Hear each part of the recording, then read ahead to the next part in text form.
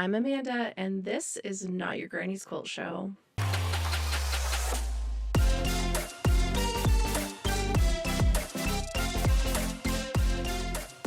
Hello, welcome to today's episode. I'm so glad you're here. I am barely hanging on. I got sick after QuiltCon, and so I've been in bed, and I'm coming to you still sicky, but I'm sick of laying down. My body is tired of laying down. So we're going to just wing this thing and hope that it goes well. If I cough, I'm sorry. We'll edit it out. Okay, let's get into it because I'm here to bring you my hot takes on QuiltCon 2025 from Phoenix, Arizona. And let's get into it. So first thing I have to say is that I love QuiltCon. It's such a great time. Getting to see people that I love and admire in real life versus just seeing them online is so fun. And I got to meet up with some of my quilty friends that I've only ever interacted with online. And it was so fun to just like have us all together finally. And some of them were meeting for the first time in person as well. So it was just kind of like, holy shit, this is for real. You know, it was so cool. And so like, I think that just goes across the board for QuiltCon period, is that like, it's a space that holds so many people that inspire each other. And just the fact that we can all be in one place at one time is just so cool. And I know there's other places for it. I know there's Quilt Market in Houston. I know that there's H&H. I know there's Paducah. Like, wait, is that the same thing? Anyway, whatever. I've never been, so I don't know. So I know there's other places where that happens too. And I'm really excited to, in the coming years, participate in other things, other quilt conventions, because I know that there's more to be seen and to be experienced. So, but QuiltCon's all I've done so far. So here we go.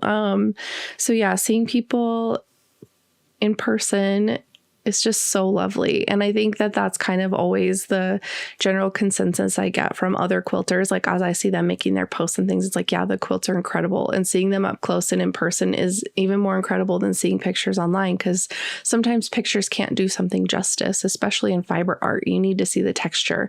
You need to see the way that light interplays with the different fabrics and materials that go into making a quilt. But it's the people that make it magical. So thank you to those of you who came up and said hi and introduced yourselves and gave me stickers. Oh my God. I just can't even tell you how over the moon I have been just like meeting all of you and getting to hug some of you and just like chat and say hello in person. You're the reason I'm here doing this. So thank you so much. That was really lovely. It still feels surreal that like other people listen to this show, even though like that's why we're here, right? So anyway, I just really appreciate you guys. I just felt like I was a little more relaxed this year because, I knew what to expect. I knew that there was going to be a lot of people. I could prepare myself a little more mentally for the emotional output that it would take for me to like be on for that many hours. And not that you're getting a front from me, but you're getting like all of my best self, right? Like I'm trying to bring my best self at all times in a space like that because nobody has time for my sad, exhausted self. So, but the best part has been just, interfacing with people, getting to just meet people that I don't normally get to see in person because we live all across the country from each other, or, we've just never met because we've just like lurked each other's Instagrams. And so it just feels really cool to like put faces to Instagram handles and to hug people in person and get to see them in person and to, see people that I know that I've met in person, but again, don't get to see, and then get to go support them in whatever they're doing. So that's really fun. I had such a great time shopping the vendors and seeing the new vendors that got to participate this year, and support ones who I saw before, but maybe have revamped their booths or kind of leaned harder into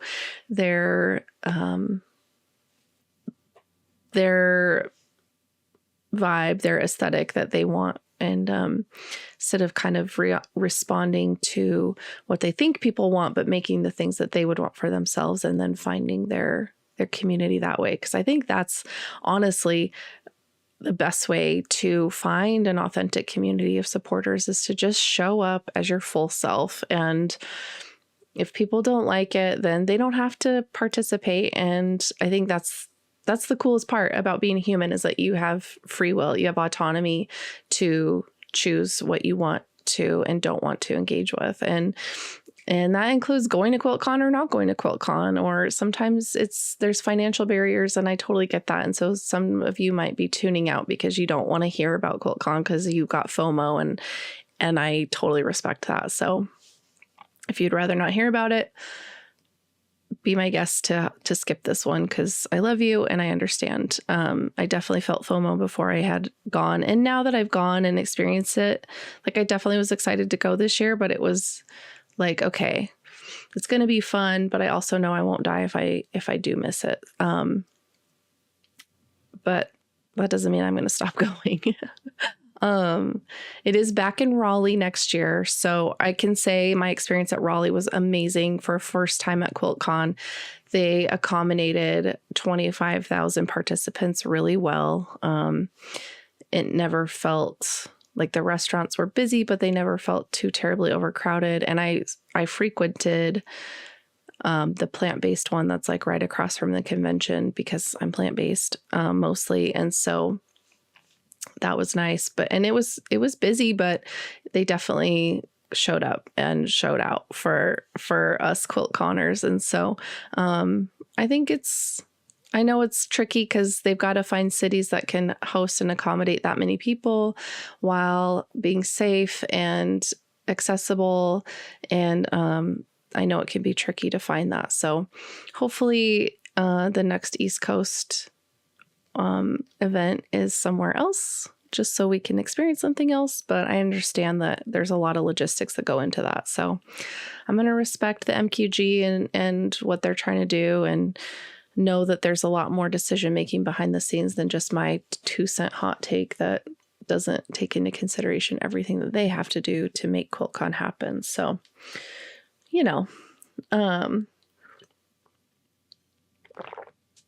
anyway, I'm rambling per the usual, but that's what I do. I'm a yapper. And that's why you all are here. So hello. Okay, the quilts. I want to talk about the quilts because, oh my God, there were some that just knocked me on my ass. I can't even tell you. Like, I posted the ones I took pictures of, but I didn't even take pictures of all of them that I loved so much, because sometimes a lot of people were just like crowded around, and I was not going to fight for a spot in that moment. And then maybe, I think just timing wise, like, I didn't get back around to take a photo before I had to leave. So anyway, there are so many accounts that have shared, their own quilts that are incredible. And so if I didn't share a picture of a quilt, it's not because I didn't like it. It's just because I didn't get a picture of it. And that's on me. I feel like I took way less pictures this year than I did last year. And maybe that's because I was more relaxed. And so I felt like, oh, it'll be fine. Like, I don't know. I didn't feel as pressured to take pictures of every single aspect of everything that was happening. And maybe I should have been a little more vigilant with myself, because now I'm kicking myself that I don't have pictures of some of the quilts that I really loved and wanted to have pictures of. Anyway, but it was really fun to see the quilts hanging up that are from friends of the podcast that have been on the podcast. And it's just so great to see that. Like, I'm always going to hype up my friends and people that I, support and feel like are doing great work in the community. So it was really exciting to see that, and to see, people teaching that I love and admire, and that their classes were full, and people experiencing them in that element is just so cool to see that. And so bravo, clapping for you, because that is incredible. And and I also know a bunch of people whose quilts didn't get in that maybe deserve to get in. There just wasn't enough space. And like, I totally get it. Like, I know I'm on the fence about it all the time. Quilt shows are amazing and they're heartbreaking. So many quilts get in and so many quilts don't get in. And quilts that rightly deserve a space, right? But a quilt show can only hold so many quilts before it's just like, I don't know. There has to be a cap somewhere. So it's definitely tricky. It's definitely a hard spot. And I totally feel people's like stress about it and their quest for kind of validation from these big name quilt shows. And because it's a big deal. And so I don't know.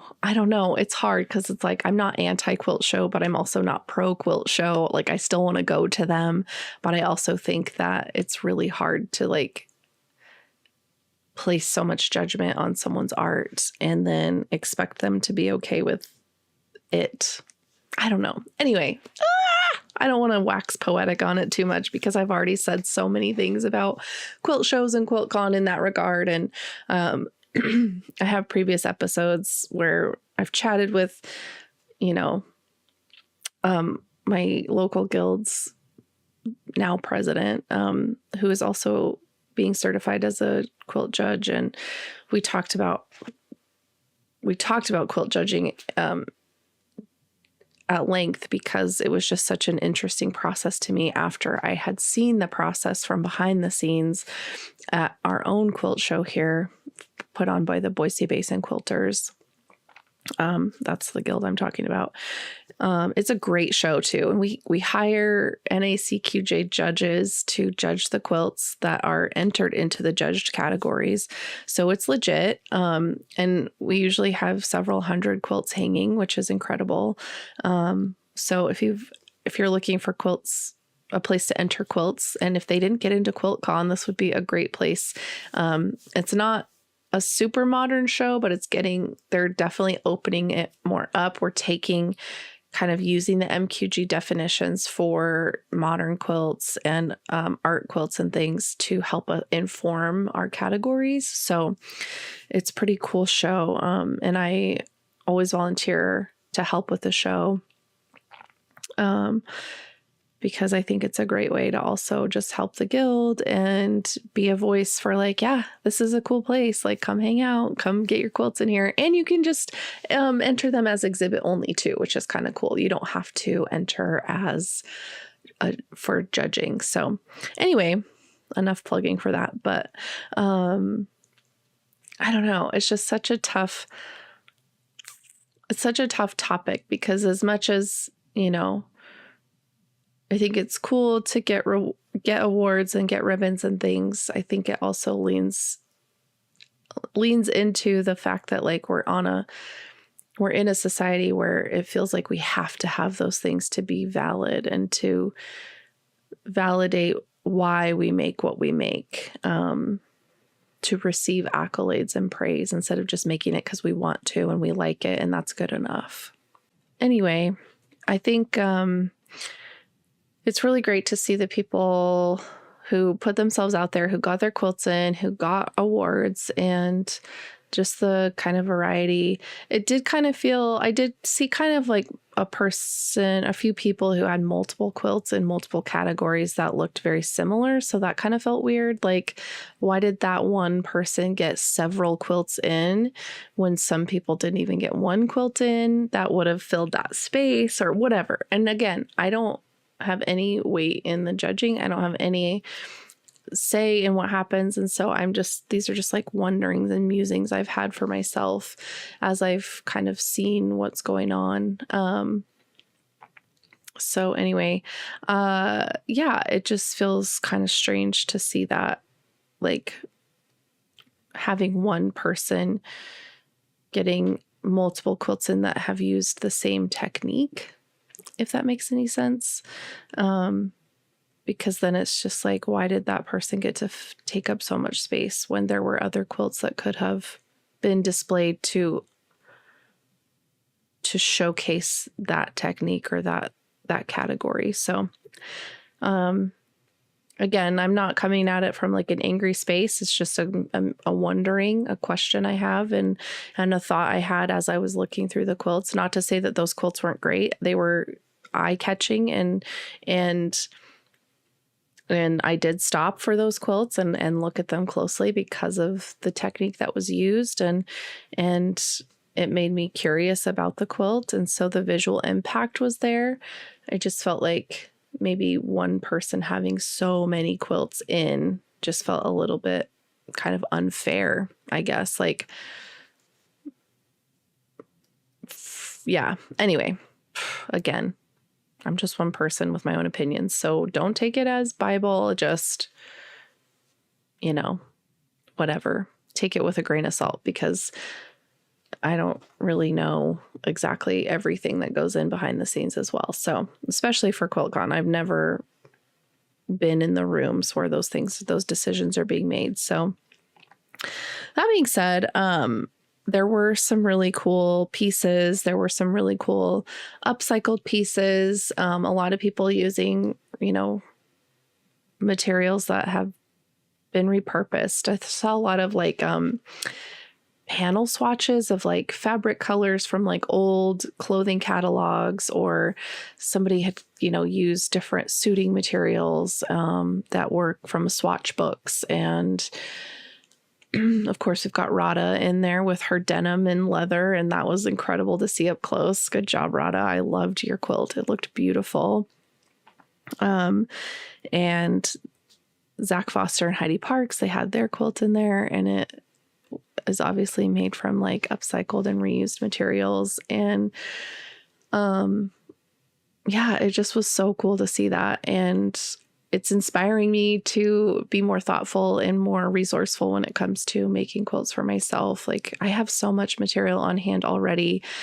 And as much as I love like all the new stuff coming out, and there's like a little gremlin inside of me that wants to get it all like and hoard it like a dragon, but I think really seeing what's going on in the world and what's going on in our economy and the state of things, and the tariffs that are soon going to ruin us, it makes me really want to like buckle down and be more resourceful and focus on what I do have, because I do honestly have a lot, and I am very privileged to have what I have. And so it just kind of reminds me of that. Reminds me that like, yeah, girl, you're fine. You got a lot. I've purchased lots of fabric through the years. I've collected a bunch. I still have a ton of stuff like personally that I have set aside that I'm like, okay, I think I have a specific project I want for this, but it's like, I'm so invested in making my business work, seamlessly. It's not seamless by any means, but just to like keep that moving forward, that like my own personal sewing kind of falls to the wayside. And so I do have a bit of retail therapy kind of concept stuck in my head, because that is definitely a way I've used to get some dopamine when I'm feeling down or I've got some anxiety. Helps me find a sense of control. But I've definitely been working on trying to find more mindfulness around that, because I get so frustrated with my own self when I'm digging through the things that I do have and realizing like, I just bought this thing because I felt I was having this feeling at the time, and my thought process was to buy this thing because it would make me feel better about that thought that I was having or that feeling I was having. And it didn't help. And now it's just in the back of my closet taking up space. And so it's just one of those things where I've kind of been going through a little bit of a purge of the closet, a little bit of purge of the fabric. So you might be seeing more kind of de-stash sales. I will never, ever overcharge for out of print fabrics or things that people normally would like upcharge for because it's like, because of the manufacturer. I will never do that to you. So if I have old Tula or old Ruby Star or anything like that, I will never overcharge for it. So I mostly just want to cover like the shipping of getting it to somebody and just a little bit of money. And some of the sales I think are going to go towards a donation.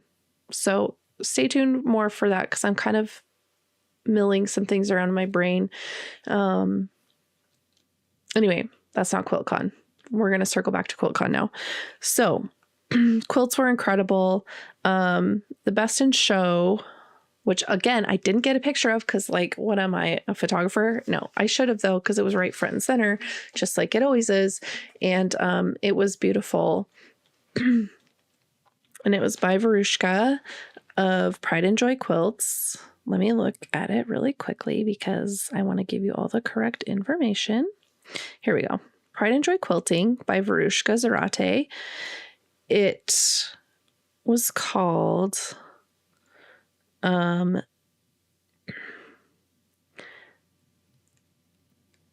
Dignity. Okay, the quilt is called Dignity, and it is based off of a statue that was made by Dale Lampier's 50-foot sculpture honoring the culture and marginalized Lakota and Dakota peoples of the Sioux Nations who are indigenous to South Dakota, called Dignity. So Verushka took the image of that statue, the 50-foot statue, and she made a paper-pieced design to reflect that statue, but it's front to back. So the front is the front of the statue, the back is the back of the statue, and she lined it up perfectly. She made it very colorful, and if you see the actual statue, I think it's just metal. So anyway, so it won Best in Show, which I have no arguments. It's gorgeous. And the fact that she did it front to back, she paper pieced both the front and the back to make it kind of three-dimensional looking. So incredible. And yeah, it was just such a cool show out of amazing quilts. There was one, so there's the category, there's the color challenge, the Wyndham color challenge, and then there is the community outreach challenge, and they have a set color palette as well. And it wasn't my favorite color palette. I'm not going to lie. I'm not going to be out there trying to make you think I liked something I didn't like. I'm not trying to yuck anybody's yum either, because I'm sure people really loved that color palette. I do love the greens in there and the peaches in there. I just wasn't, I don't know. Anyway, the one quilt that did catch me and just lives in my brain rent free now is the shrimp quilt. And I posted it because I could not get enough of it. And Chris Marcini of Rose City Originals, his guild, and he participated, his guild put that shrimp quilt together. And I don't know why, but I was just like, yes, this is it. This is the perfect use of these colors. There's a giant shrimp in the middle, and then there's, borders with the green, and then lemons on the corners. And I just thought that was so smart and so clever. And not to say that anybody else's quilts weren't smart and clever and beautiful, because they were. Like, the piecing was great, the quilting was great, and I can appreciate that. That shrimp got me. It just got me. So anyway, that was really fun to see. And yeah, I also got the privilege to see the Fuck Fentanyl quilt up close and personal. I did the Sotopia Galentine's mug rug swap, and the person that I received a mug rug from is Amanda McKenney, and she participated in building this quilt. And she asked me specifically, like, hey, will you go take pictures of my quilt? I helped make this quilt. And I was like, hell yeah, I'll do whatever you want. And so to get to see that was just incredible. I did also post a picture of that in one of my carousel posts of some of the quilts. And the story is just heartbreaking. The members who created the quilt, because it was a group project, 3 of the 11 of them have experienced loss due to fentanyl overdose. So the woman who instigated the quilt being made, her daughter, she lost her daughter. And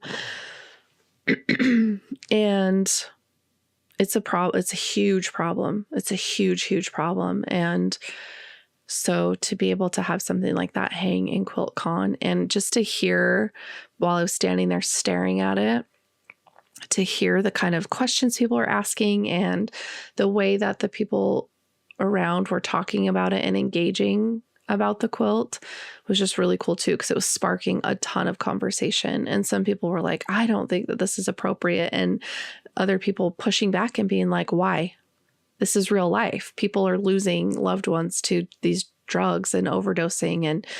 And it's definitely showed some true colors of like the divide of how people think that like an addiction is something that you can just stop, and that mental illness isn't that big of a problem, and that the lack of care that we experience isn't that big of an issue. But I'm telling you right now, like my husband works with addicts. Like that's his job as a therapist, is working with addicts right now. And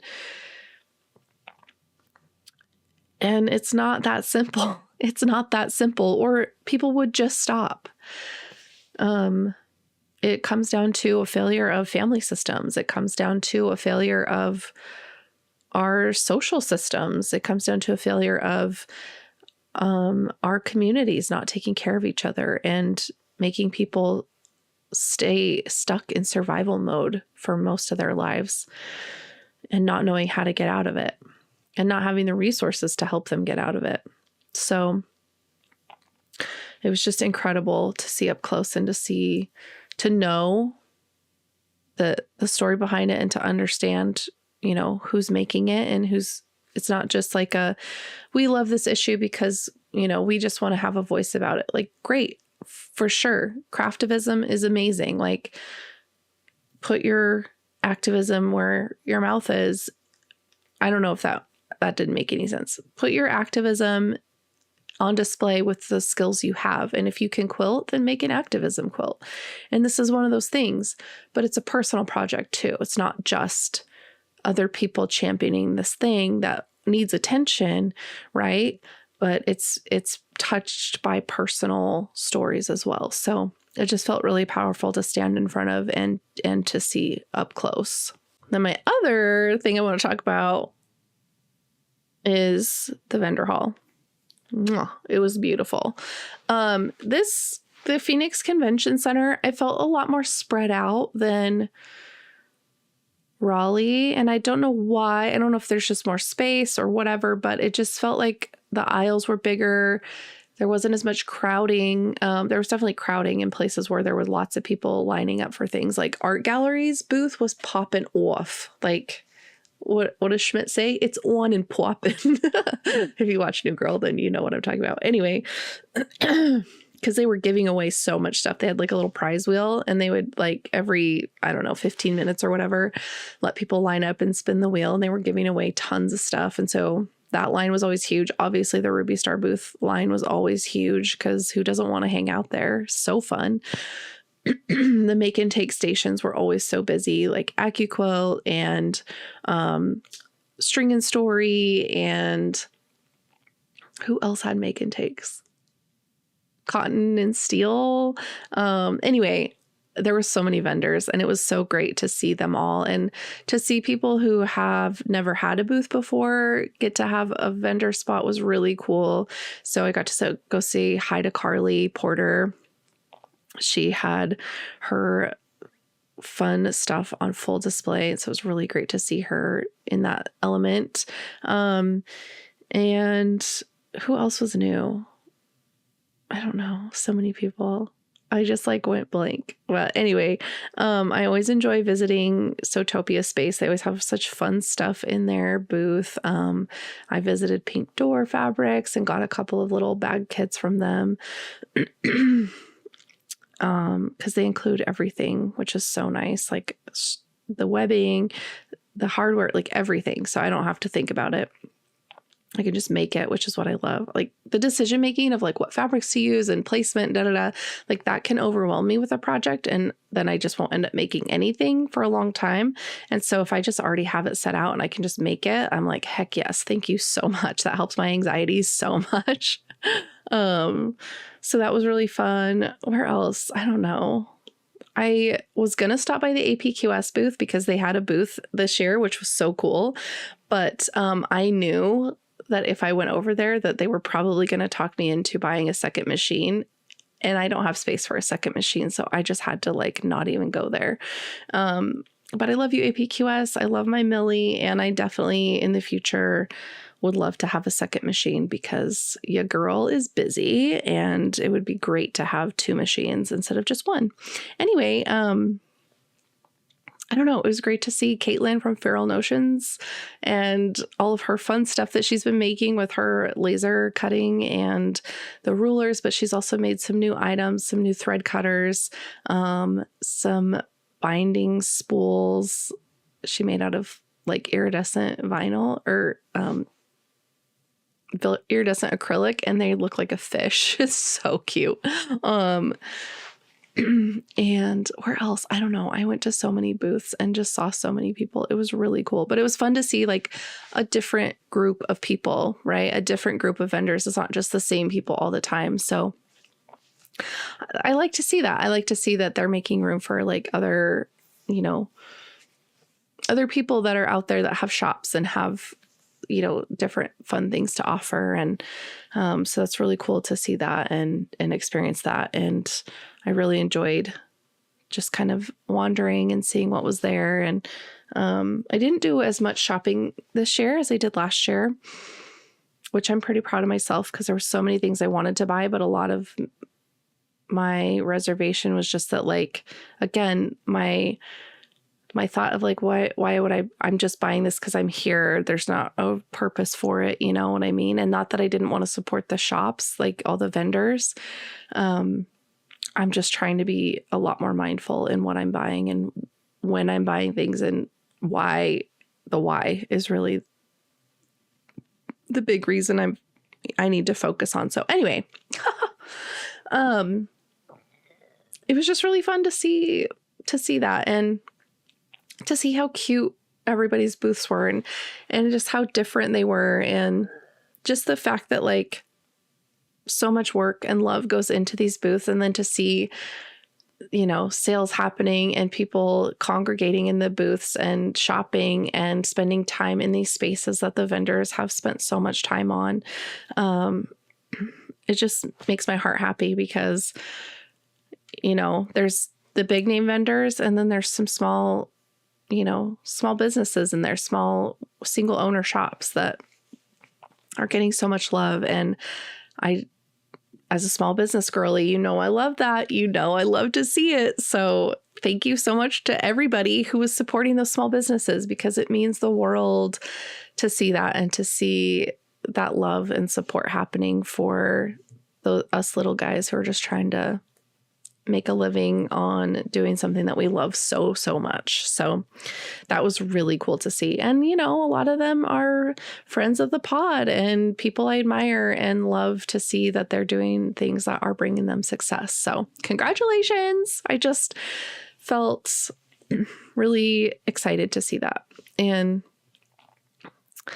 QuiltCon this year just felt really cool and really fun. And, you know, again, I didn't make it to any lectures because I was just having so much fun, like talking to people and just like hanging out and catching the vibe and walking around kind of in Phoenix and downtown, finding food and coffee. And, you know, there's so much street art, which I thought was so cool. There's murals and just amazing things everywhere. I only took a couple of pictures of some of the art out in the city, which I'm again bummed about. I don't know why I wasn't taking more pictures. I don't know what's wrong with me, but anyway,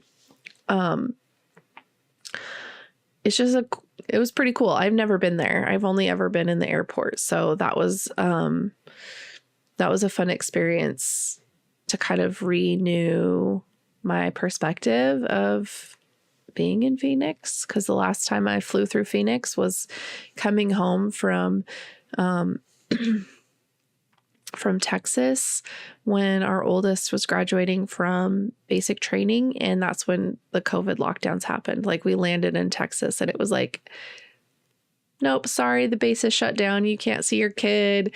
You can't do anything. And so we were freaking out thinking we weren't going to make it home, but thankfully we did, but we had to fly through Phoenix. And that was the last time I was there. So it was good to have a better memory to put in place now of just Phoenix in general. Again, I had never stepped foot outside of the airport, so I didn't know what to expect, but I was pleasantly surprised and so happy to have been there. And one thing I will say, which might not matter to some of you, but it deeply matters to me and to some of the people I was with.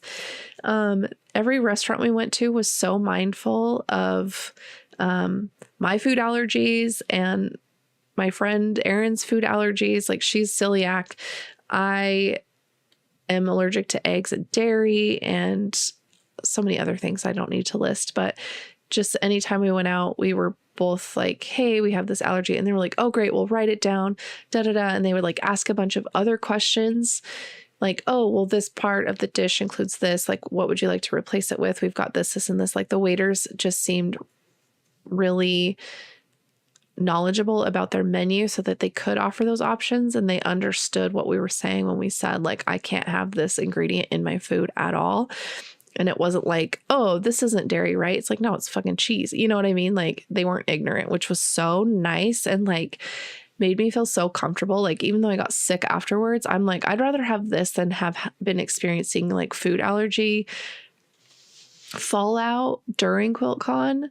You know what I mean? Because of somebody's ignorance at a restaurant. So, and that's the hard part is when you're staying in a hotel, you're kind of beholden to eating out. And so just the fact that there were so many options nearby that we could walk to that honored our needs. And, I just want to give a shout out to Phoenix. Thank you so much. Whoop, whoop. And so that was really nice because that is one thing I worry about when I travel constantly. Like, am I going to even be able to eat? So, you can only eat potatoes for so many meals in a day before you get sick of just only eating potatoes and lettuce. So, that was really nice. That was really nice. Anyway, yeah, I guess I don't really have much more to say about it. I feel like I'm just rambling at this point, and, I don't know. I just think if you can swing a QuiltCon or an H&H or a quilt market, I think it's worth the experience. I don't know if it's necessary like every year. Again, this is only my second time at QuiltCon. It's only the third time total that I've actually traveled for a quilt show. The first time being, I don't even think it's a thing anymore, but I can't even remember what it's called, but it was in Utah, and it's where we traveled to go purchase our long arm. So, yeah, I've just been enjoying the experience. I think it's fun and different on this side because when I was buying the long arm, I had only been quilting for about a year and a half, not even. So, now that I've got a lot more experience, I've got a business, I've got a podcast, like being in those spaces with this different perspective is really fun. and getting to engage with people on just such a different level is such a cool thing. And it feels really cool to like get to be in those spaces. And it feels very privileged to be able to have that opportunity. So I guess my advice is, if you can, save up and find one that's closest to you and just go. I think it's easy to write it off as frivolous or like, oh, it's just a quilt show. It's not that big of a deal, or like to make it into something that it's not. So I think going and having the actual experience of being there yourself kind of helps with that. Helps you see like, okay, like, yes, now I've done it. The FOMO is there, but at the same time, like, I can accept that I don't need to go all the time. Or maybe it's something that you're like, yep, I'm going to save and come every single year. East Coast, West Coast, I don't care. Then fine, great, do that. You know what I mean? Like, it's up to each person to decide how they engage with that. And if you just never want to go, then don't go. Like, whatever. I'm just a hard advocate for like, if something's nagging at you, if it's really bothering you that you've never been, then just find a way to go. Like, everything's figure outable. There's solutions for everything. So, and I'm not here to say that everybody's going to have the physical monetary means to do it. So I'm not trying to say like, oh, drop everything, don't pay your bills and go to QuiltCon, because I don't advise that. I'm just saying if you can find a way to make it work that isn't harmful to your life, then make it work. I definitely don't know. I definitely don't know how often I'll return to QuiltCon, but I think I want to branch out and go to the other different shows as well. And I think I'm only going to be able to experience one a year financially. So I think I'm going to have to start deciding what that looks like for me in the future. But I definitely am going to continue participating because I think it's been a good experience for me. So anyway, all that said, I'm glad you guys are here. Thanks for listening to me rattle on about my adventures. I'm still trying to get better so I can get back to work. I have so much work to do, and having to just like lay in bed because my entire body hurts is the worst, because I'm like, I should be sewing, I should be quilting, but I just this is like the first day I've been able to like sit up for more than 10 minutes. So thank you for sticking it out with me through my sickiness. And yeah, we'll catch you in the next episode with Nicholas Ball of Quilting in the Attic. And so with that, I love you guys, and I will see you next week. Bye.